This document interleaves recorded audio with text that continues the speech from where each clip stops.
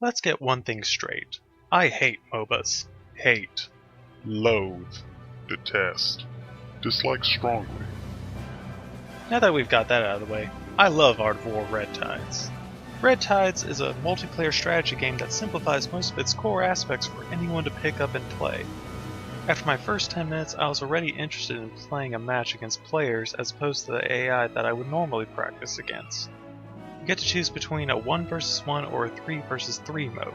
I went for the group versus group option, mainly because if I lost, I could blame one person and get the other teammate to back me up on it. Sure enough, there was a language barrier between my teammates and myself. Nevertheless, we won!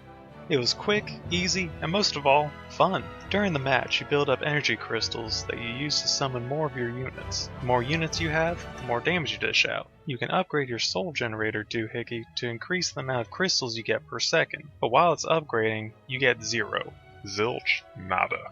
One of the most effective strategies is to annoy your teammates by telling them to upgrade their generator over and over until they finally do it. Upgrade your mind. Upgrade your mind. Upgrade your mind. You'll also gain gold for you to deploy your commander skills to help you out during the battle. You'll receive tech points to spend on upgrading your units to give them a little boost over your enemy's units. Red Tides has a large selection of units for each of the 3 factions that you get to choose. The Terran are your mechanical steampunk Warforged soldiers, quite similar to Warhammer, that thrive off of mass producing their units to get them into battle at a lesser cost of energy crystals.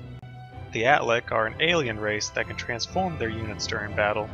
This allows them to switch units' role during combat in case you need a little more defense or a little more firepower. They have somewhat of a sword and shield approach from what I experienced. Then there's the Yao Guai. This faction is comprised of all the woodland creatures both big and small. They have the ability to return a majority of the funds used to create their units, also known as immolating. If there's anything that StarCraft taught me, it's Zerg, Zerg, Zerg. And when you're done wiping the Zerg from your face, Zerg some more.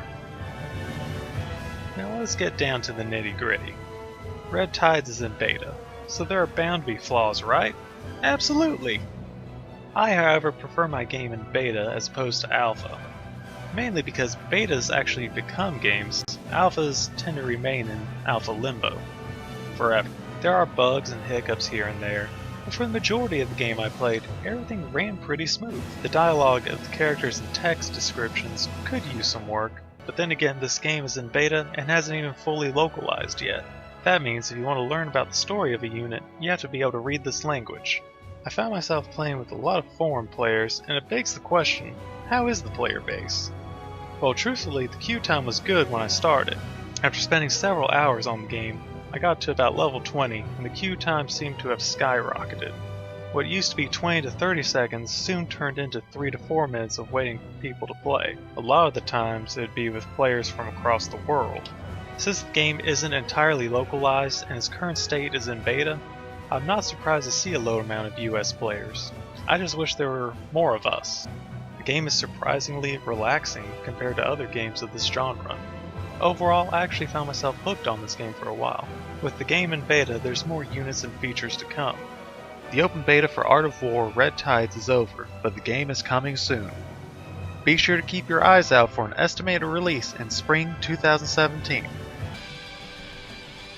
Hello everyone, and thanks for watching. If you are new here, be sure to hit that like button and subscribe for new videos each week. Be sure to check out our Patreon and Steam group in the links below. Thanks again, we'll see you next time.